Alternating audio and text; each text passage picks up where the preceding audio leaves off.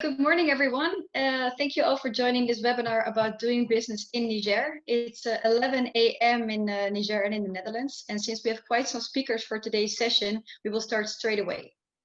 My name is Maloe de Reuver. I'm a project manager at Netherlands African Business Council, NABC, and will moderate today's session. Some of you may have already participated in our webinars that are taking place since March this year, but just for those who haven't, this webinar is part of a series of NABC webinars, all of them providing information to Dutch companies about doing business in different African markets.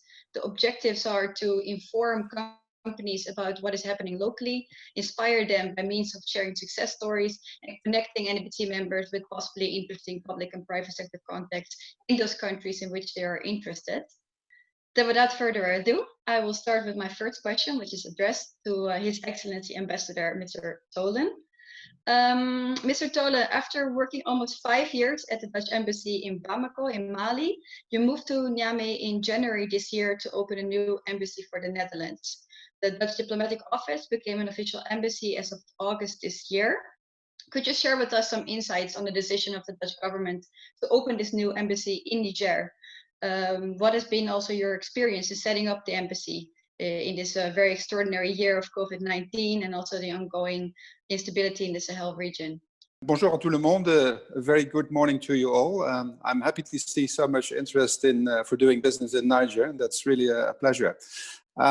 Indeed, I'm the first Dutch ambassador to Niger. I just started 1.5 months ago in August. But I worked before, as Maloe mentioned, in Mali.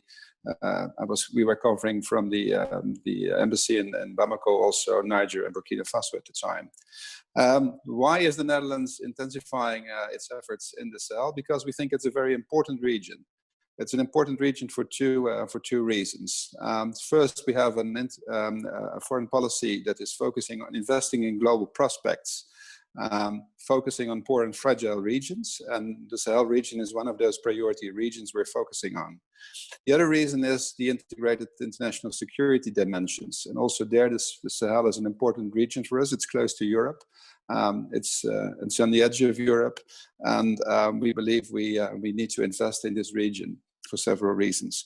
Security and development are closely related, and to frame it differently, no security without development and no development without security.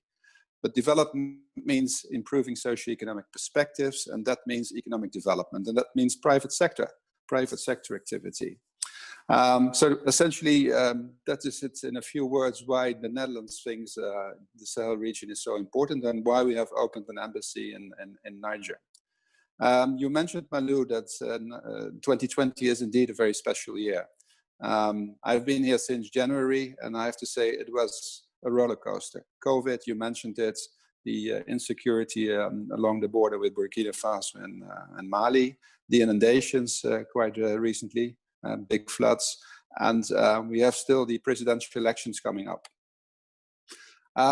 Maybe a few words on COVID. I think that the government's response here was extremely timely and well prepared. I think they took good note of what happened in Europe and took decisive action. I think by doing so, they have limited really the spread of COVID in the country and kept the death toll quite low.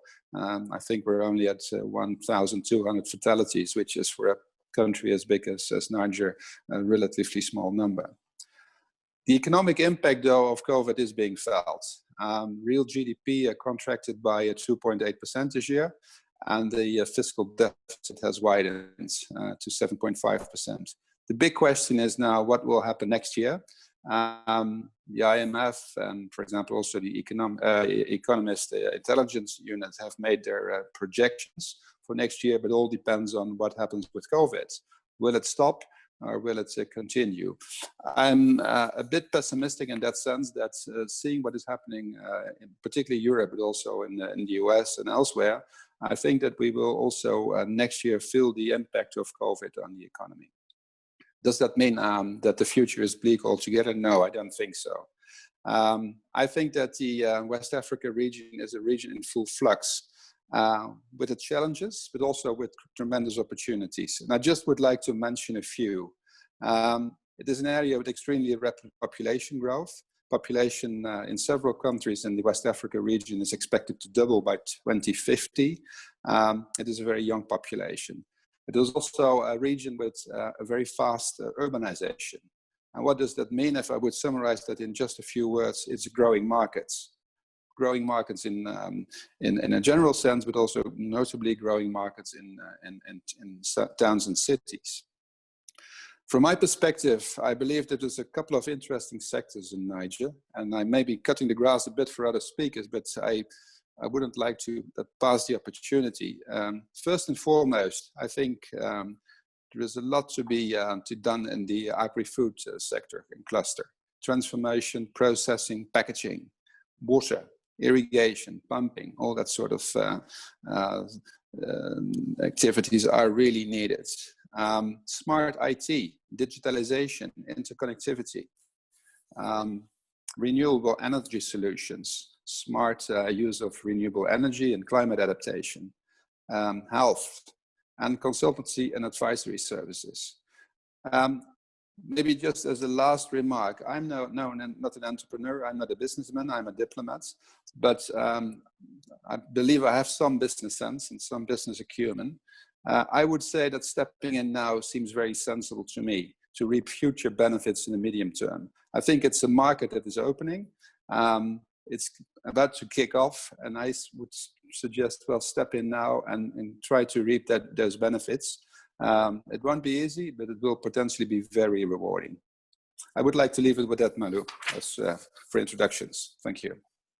What has the embassy done or worked together with the Nigerian government to assist or support them also in these difficult times?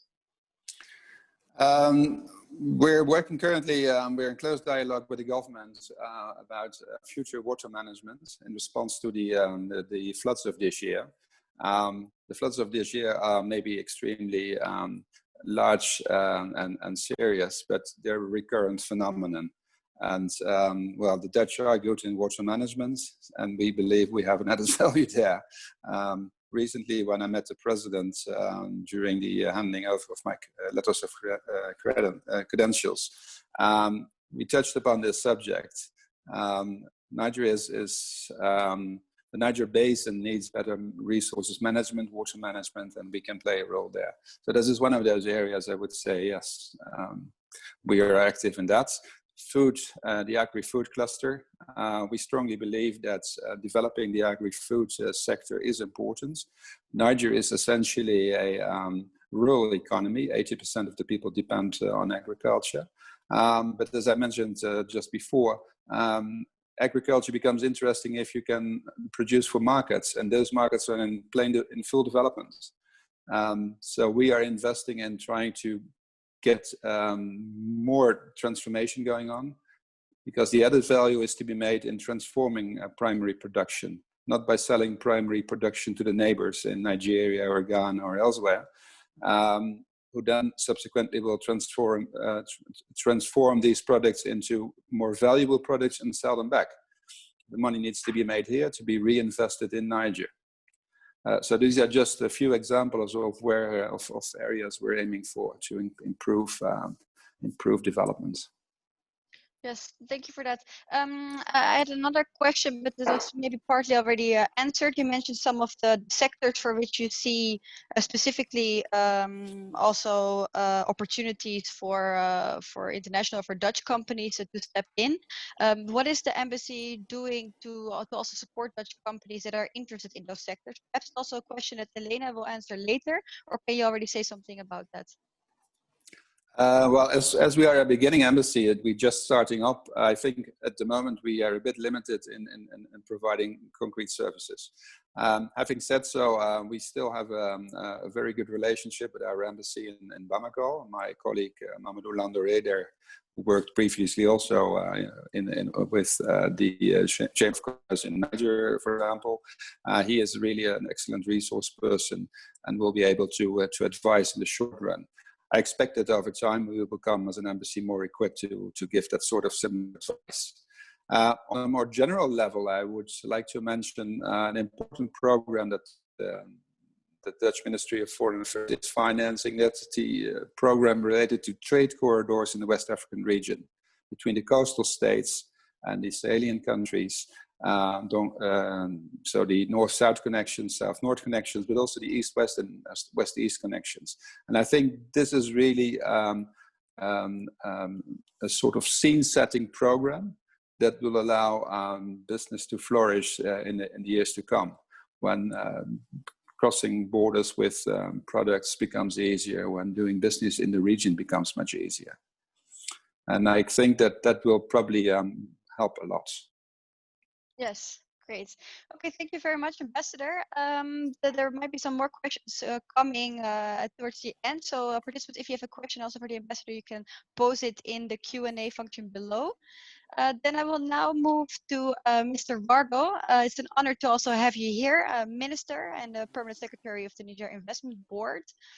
We already mentioned, or the Ambassador also already mentioned some of the challenges in Niger, in the region, post by COVID, but perhaps also before. You are working on promoting investments in Niger. How do you do that? What is your strategy? How do you try to attract international investors? And what would you tell Dutch companies with an interest in doing business in Niger? Mr. Wargo.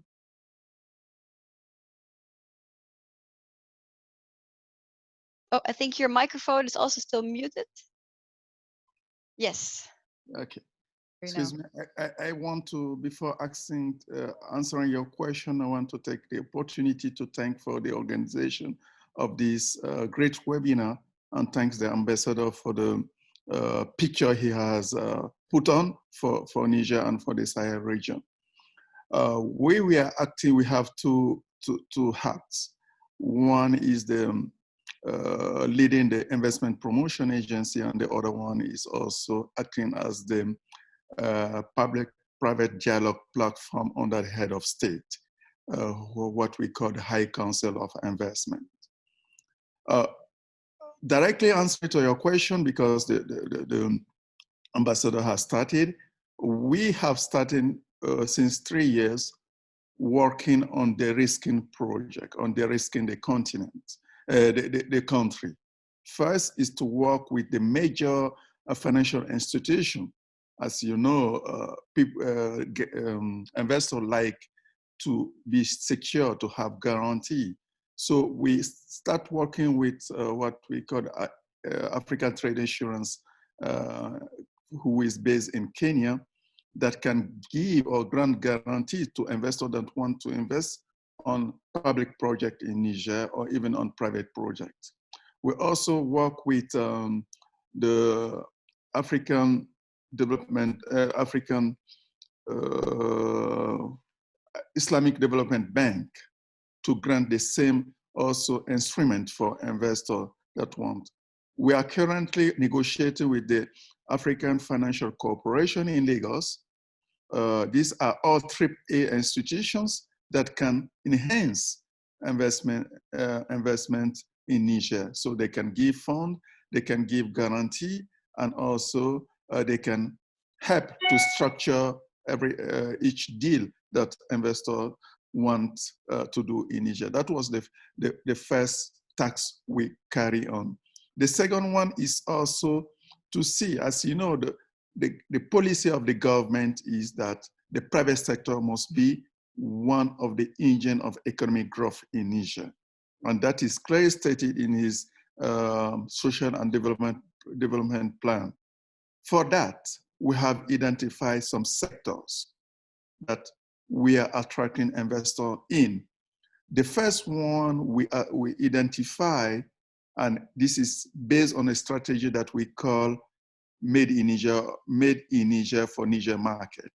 When you look at the trade deficit of Niger, we have huge part that is composed of importation of construction material like cement, like iron, like everything. We have in Niger all the raw material that we can use to do all these stuff. So we focus first on the construction materials, cement, iron. For the cement, now we have 3 factories that One is on production. The other one have start building their factory so that they can produce cement in Niger. We are looking for the iron factory that can do iron in Niger. The other sector we are developing is the agri-sector, agri-industry. The ambassador talked about it. Processing also for agriculture product, for also cattle. We have about 22 million heads of animals in Niger. So that is a huge potential for people to build on.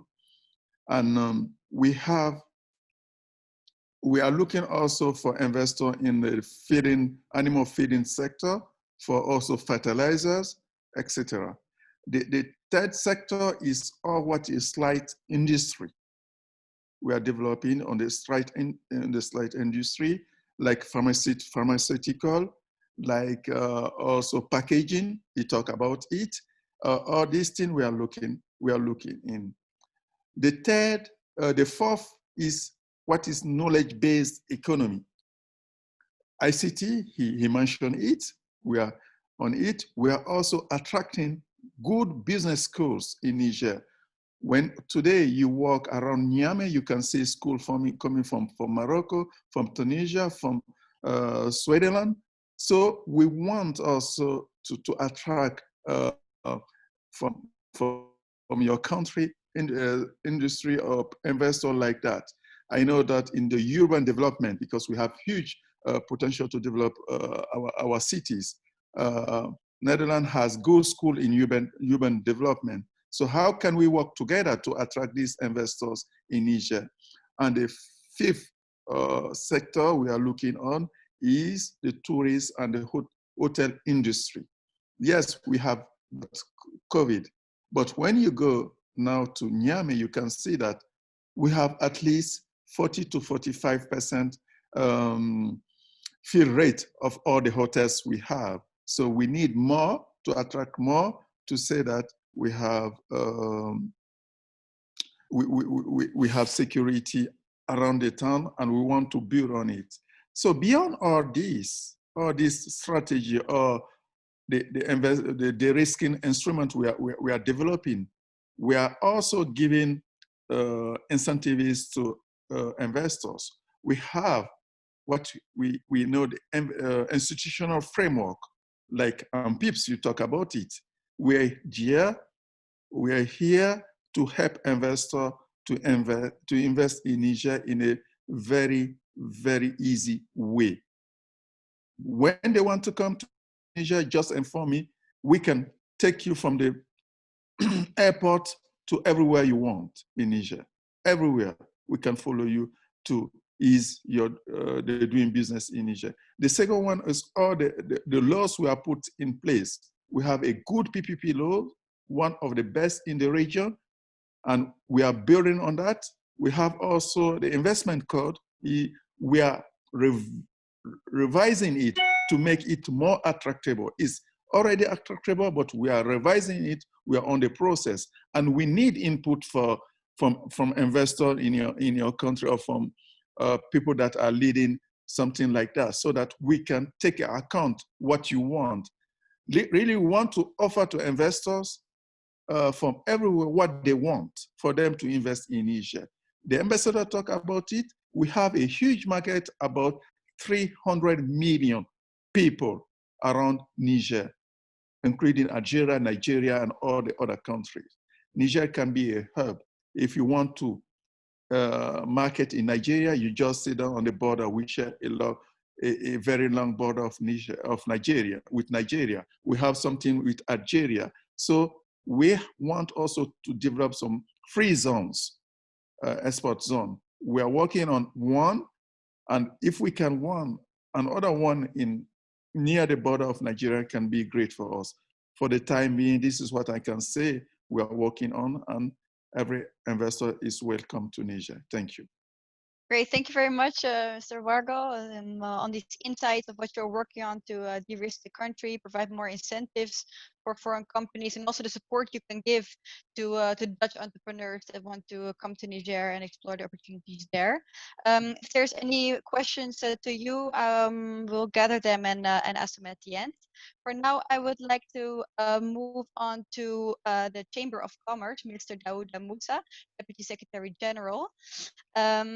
Since the last 4 or 5 years, since 2016, 15, I think even, every year a delegation of Dutch companies of Nigerian companies actually has visited the Netherlands in a large delegation of entrepreneurs from Mali, Niger, Burkina Faso.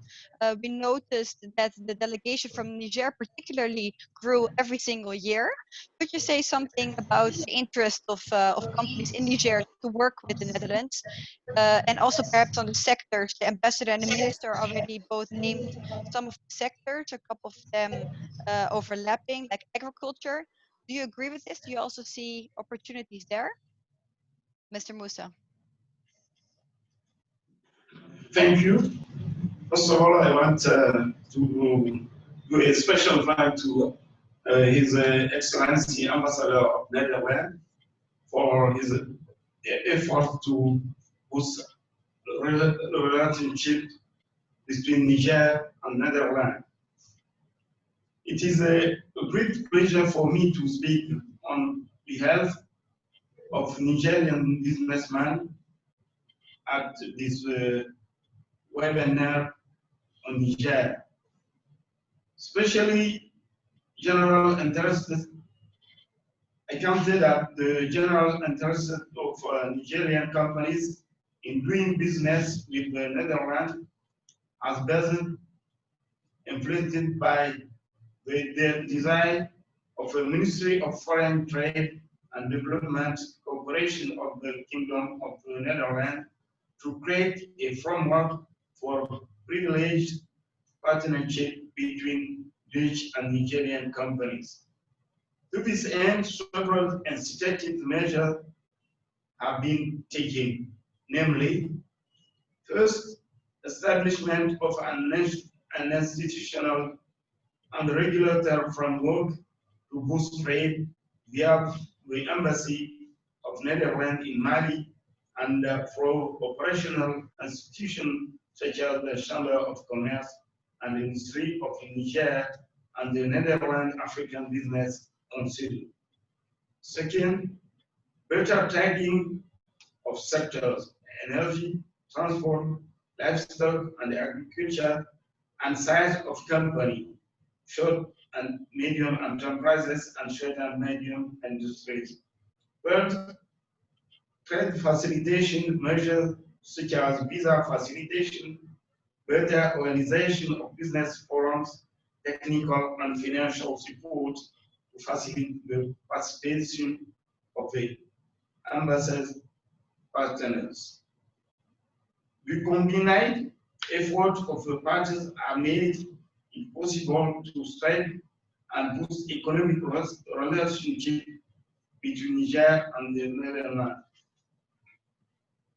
For example, between the period of 2015 to 2019, 10 Dutch companies set up in Niger, and 67 Nigerian companies participated in trade mission, and the volume of economic exchange increased by 600% according to a report conducted by the Dutch Embassy in Bamako.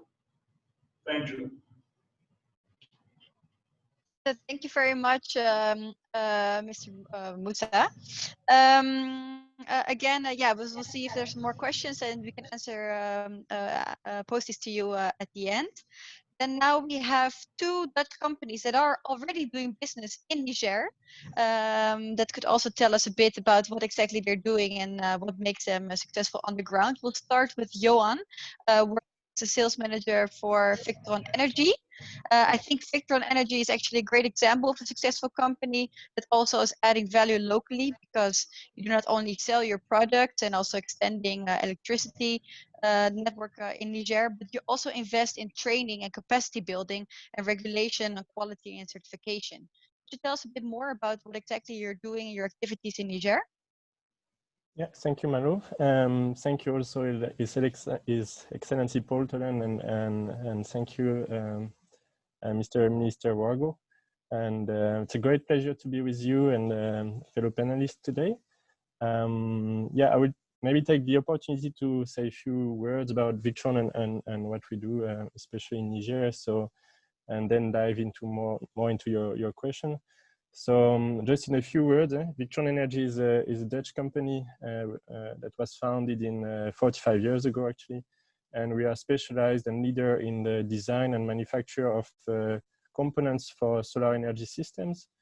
And in West Africa, as well as in Niger, our solutions are used in residential application, but also commercial and industrial markets. But it's also used through mini-grids, especially for electrifying villages, but also schools, clinics, and so on. Yeah, to tell you a bit how we work, Victron Energy only sells these products through a network of authorized distributors and authorized installers. Worldwide, it's more than 2,500 local companies, and we cover like 25 countries in Africa, including Niger.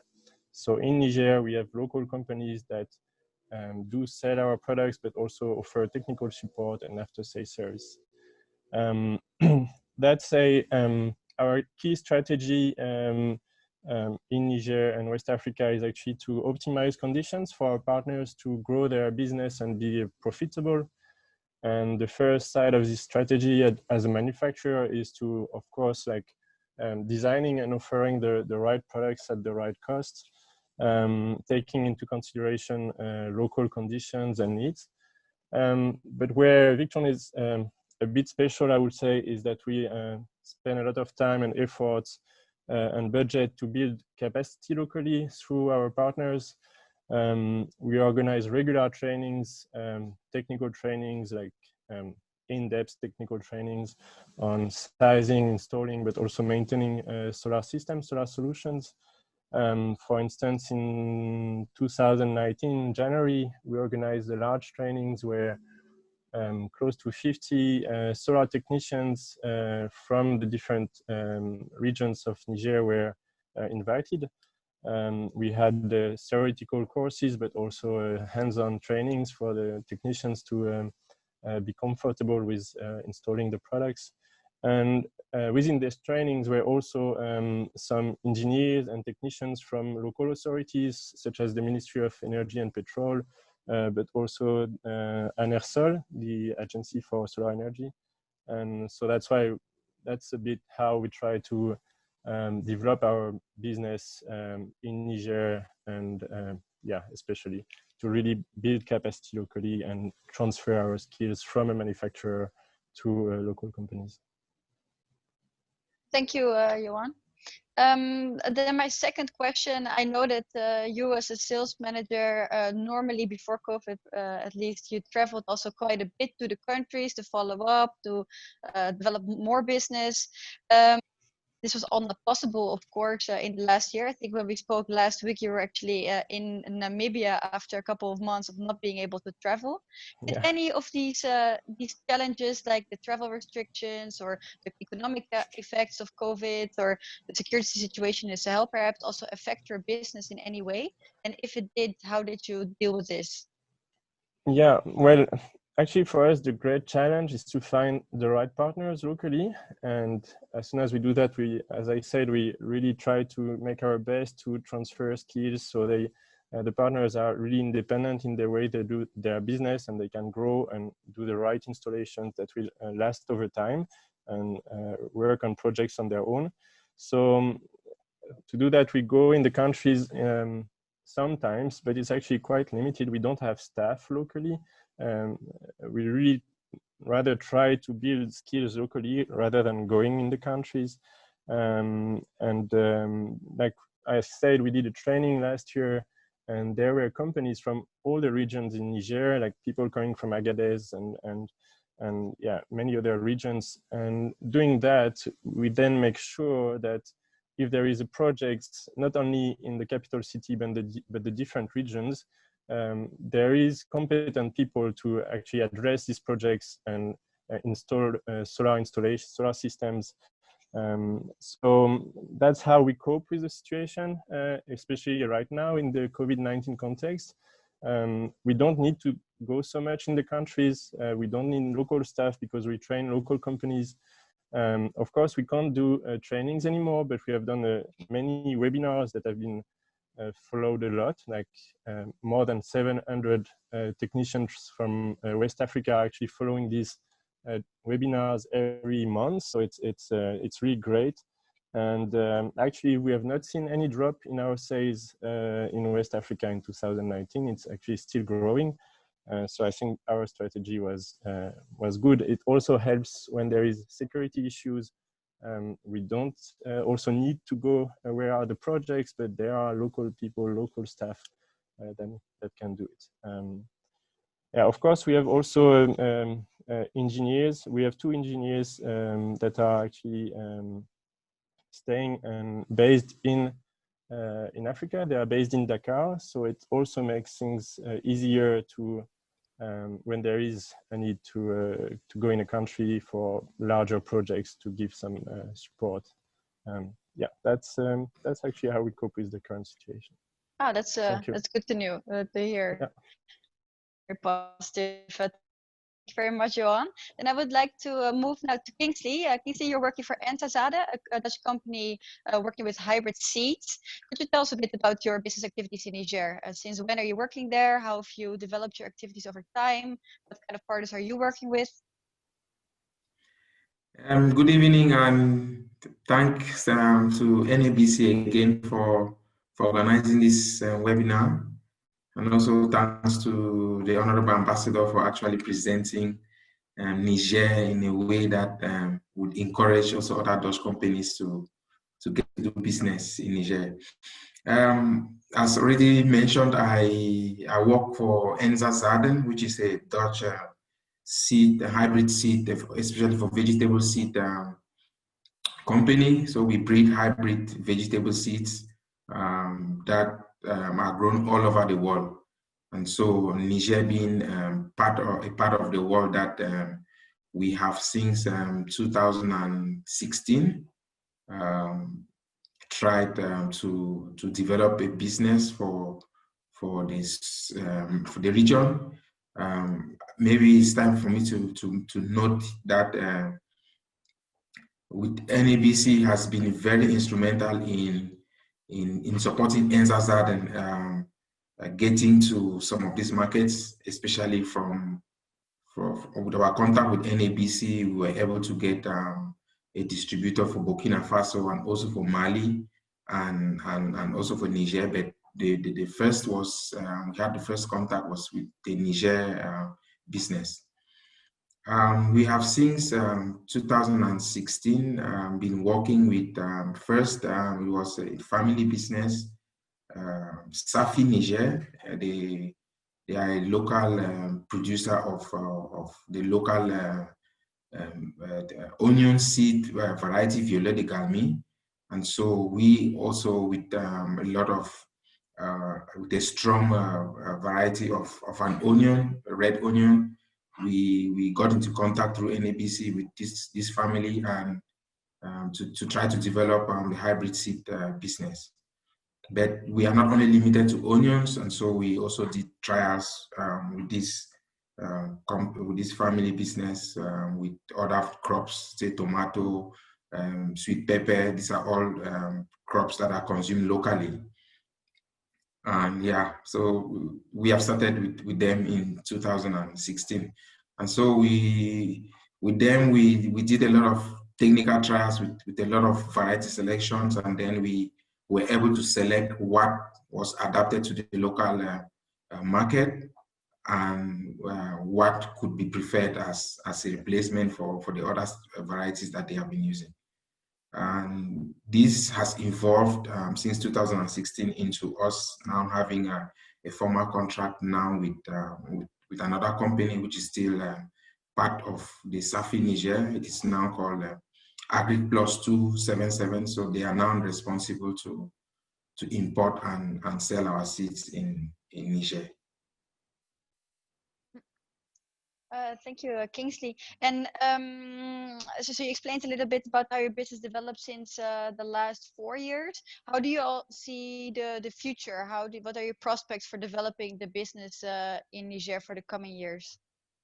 Yeah, I think already it is a challenge. Anyone in the vegetable seed business knows it is a challenge entering into a new market, especially bringing in a product that is considered expensive. I'm talking of hybrid seeds. So the first challenge is to get the farmers to understand why they could be paying a very high price for seeds. And so the challenge would be how to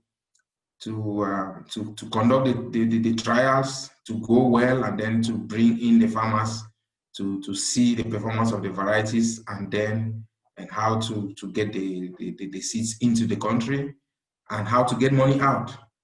So in every stage, it's a challenge, which is also why we are really happy that we now have an embassy in Niger, which we can also really channel some of these issues, so that I'm sure there are solutions to be found with this emerging market, as was explained. The other challenge is how do we have a noticeable presence? How do we ensure visibility that we are present? Niger is a very, very, very big country. And so for a single seed company to make trials all over the countries in all the production zones, it is a very big investment, which a single company is not able to manage. So we are forced to maybe work on certain parts of the country, and so we are unable to actually make useful the large market potential of Niger. So if there are many other Dutch companies, and it could actually maybe put us also in the map. The hybrid seeds, they can only perform if under the right conditions. So I'm talking of things like irrigation, I'm talking of things like inputs or insecticides. And so if these are missing, then we are not also able to actually show the farmers the full potential of what they can get from investing in those seeds. And so if we also have companies that are in this sector, I think Niger is an opportunity for everyone to come together and make it's going to be more visible, and then we are going to touch more places. And I think it's definitely generating more business for Dutch companies. Oh, that's interesting. Thank you very much, Kingsley. So you talked about working together with other Dutch companies that also are working in the agri sector to be more impactful for the country as a whole. Perhaps it's also a nice bridge actually to what Elena will talk about. So Elena is working as a private sector development coach at the Dutch Enterprise Agency, RVO. Elena, could you tell us a bit about what RVO is doing to stimulate private sector development in Niger, and also what role you see for Dutch companies to contribute to this? Yes, bonjour à toutes et tous. Good morning, everyone. Thank you very much, Maloe, for giving me also an opportunity to share a little bit of what we are doing in Niger. As Maloe said, I'm working at the Netherlands Enterprise Agency, also known as RVO. And I've been working for this governmental agency for 3 years, and I'm responsible for the private sector development in Sahel and West Africa broader. And to answer your question, I think I will tell a little bit about what RVO does and then dive into one example. So I think RVO has many different missions, but the two that are most relevant for doing business in Niger are one, supporting local or Dutch entrepreneurs in doing business in Niger or helping them if they are planning to. And the second one is helping to develop the local private sector and to create employment, especially for youth, by supporting local SMEs, startups, reinforcing the enabling environment, and especially also investing in the knowledge and education locally.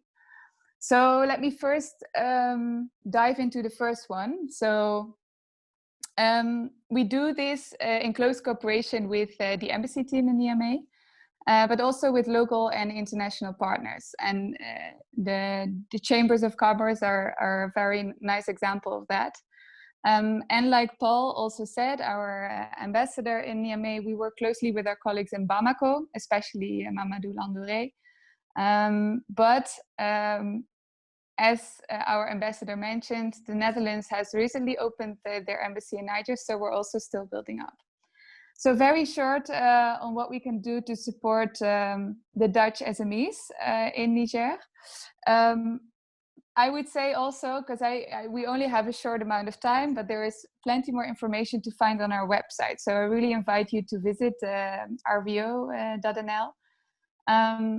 Because there's plenty of instruments, and to be just broad and quick on them, I think there's 4 big themes. So first one is information on the website, but also on the information link, you can request business partner scans and also information tailored at your case.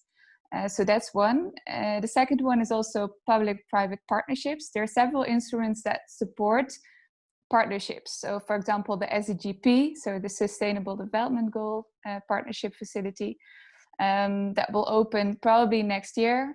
Also depends a little bit on how COVID will continue.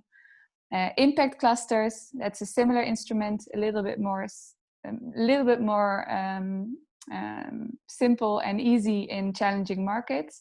But also SDG 7, so the energy, results instruments. That's a subsidy for renewable energy and a grant based on outputs, so the results.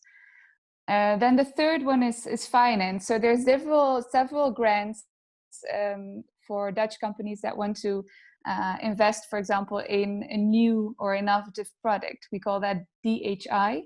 So that's a grant for feasibility, a demonstration, and researching for investment readiness. Like Kingsley said, seeing is believing. So if you as an entrepreneur want to showcase and demonstrate your product, it is sometimes handy to do a demonstration project first. And of course, there is the loans from the Dutch Good Growth Fund. And also the drive instruments, that's for big public infrastructure. So currently, for example, there are 2 big water plants being built in Niger, funded by RVO, together with international partners. And the last one is network. Well, now it's a little bit different this year, but usually we have several events and trade missions to create networks and partnerships between the 2 countries.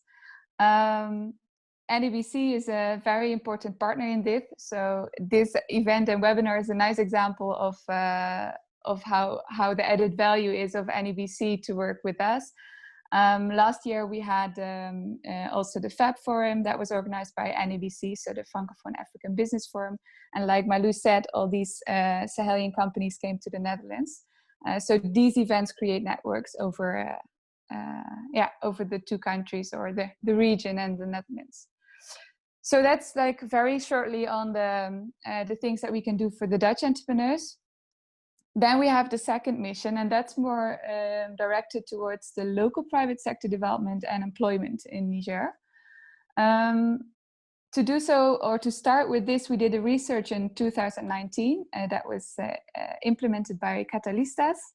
And the objective was really to identify what are the most promising agricultural value chains for youth employment. And also to get a bit of an overview of what is this ecosystem for young entrepreneurs in Niger, and how can we help them or support them. These reports can be found in English on our website. So if you go to the country page, you will find them. And they're also available in French. If you Google it, then you'll find the PDF. So currently, together with the embassy, we're exploring the possibilities for follow-up activities of the identified opportunities. and to invest in the identified value chains. I think the most important thing where we can create a win-win, and that's also a role for the Dutch enterprises, is if we can combine these local identified challenges with, for example, the Dutch expertise and knowledge that we have. And especially in agriculture, the Netherlands is one of these world leaders in agricultural production and has several innovative and sustainable solutions that could match with the local challenges. So we believe that this match should be easy to make, so to say. As Paul said, so there is a very young population in Niger and the market is growing and opening. That linked to the fact that there's heaps of local challenges in agricultural production and processing could be a very nice match. As I mentioned, we're just starting, but there's one project that we're working on together with a cluster of Dutch companies that I would like to share with you to give you an example of how we could create such a win-win.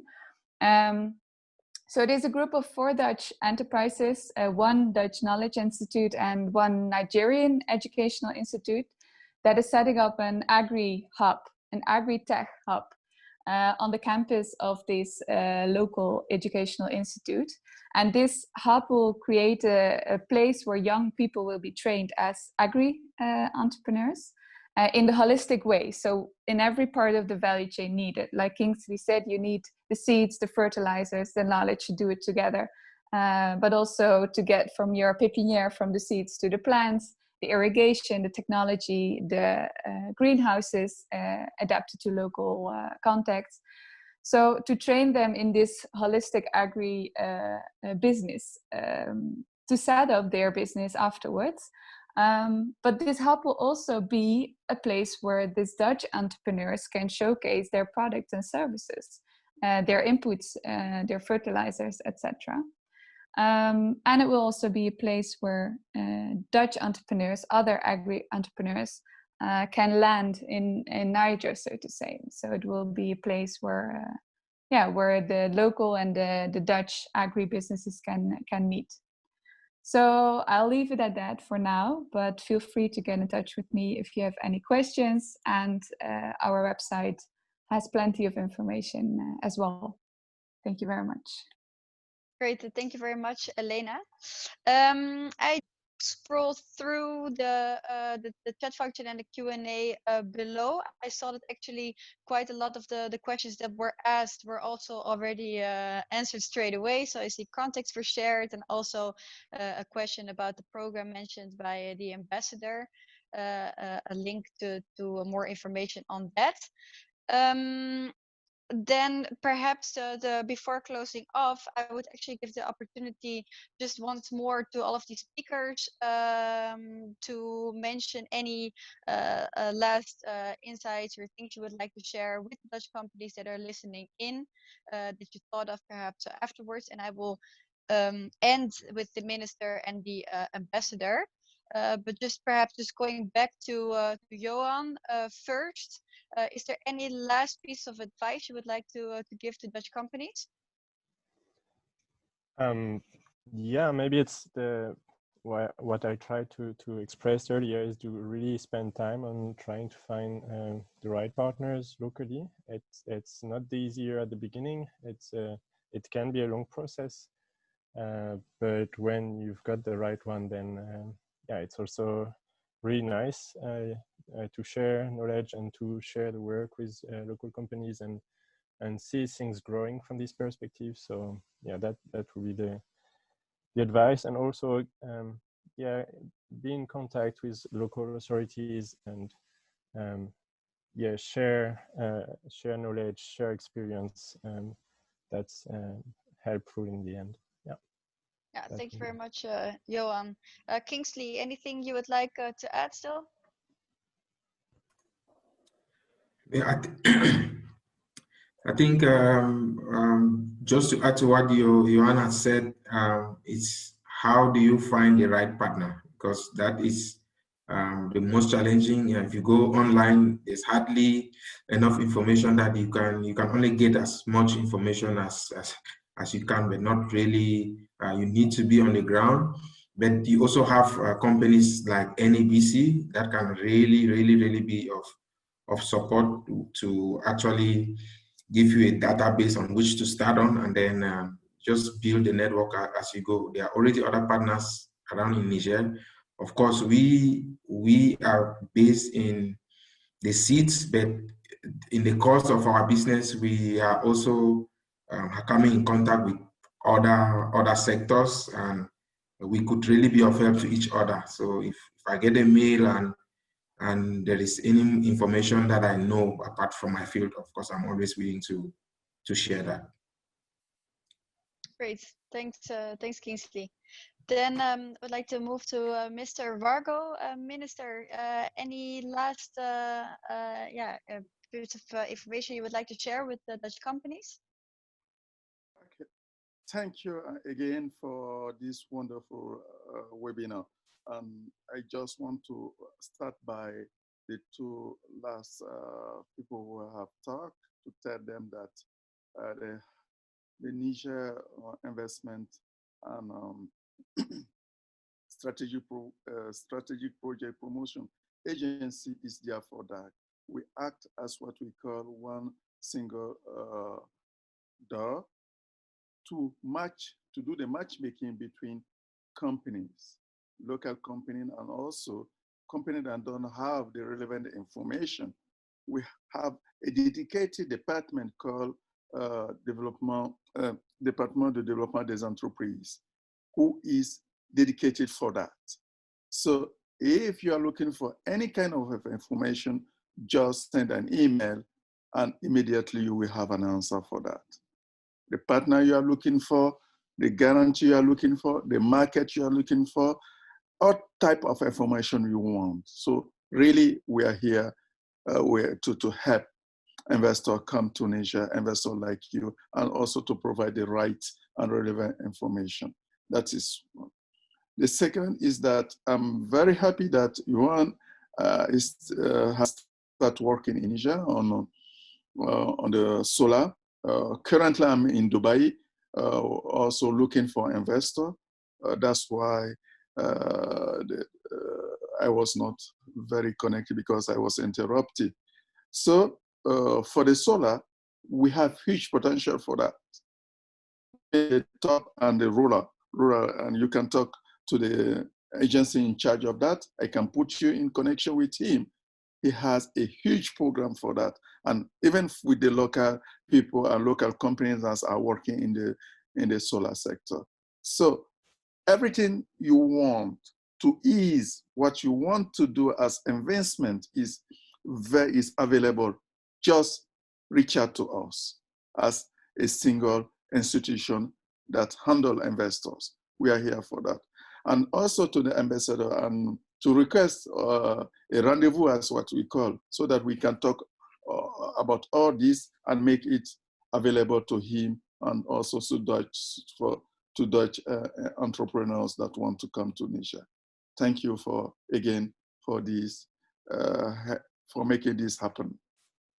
Thank you very much, Minister. Then, Mr. Ambassador, about Tholen, some last words from your side? Well, first of all, I would like to thank all the participants, Mr. Wargo and all the others. I think it's extremely encouraging to have this 1 hour exchange and see so much mutual interest from Niger, interest from the Netherlands, to find ways to work together in developing business. I believe that stems very hopeful. I fully agree with Minister Wargo. We should rapidly meet up. As a last point, I would like to say that, well, usually embassies organize business lunches. Unfortunately, COVID doesn't allow that, but I promise you, as soon as the conditions do allow for that, we will start also initiating that in Niamey in Niger, because I think it's extremely important. As both Yoann and Kingsley said, networking is key to helping each other advance. And I'm very happy already to see that this meeting of 1 hour allowed some networking, and I hope we can capitalize on that and expand that network in the future. Thank you. Great. Thank you very much, Ambassador. Yeah, then it leaves also from my side just to thank again all the speakers and also the participants for taking part in today's session. I saw that some contacts and information was already exchanged through the Q&A function in this webinar, but if you are still looking for any other information or want to be brought in touch with one of the speakers, feel free to reach out to NABC. You can see the contact details of my colleague Buna here on the screen, but you can also reach out to me. My contact details are on the NABC website. And as I mentioned before, the webinar will also be available on our YouTube channel. That will be in the next week or so. So thank you again to everyone, and we hope really that this webinar will be followed by more exchanges and more Dutch business in Niger. Thank you very much.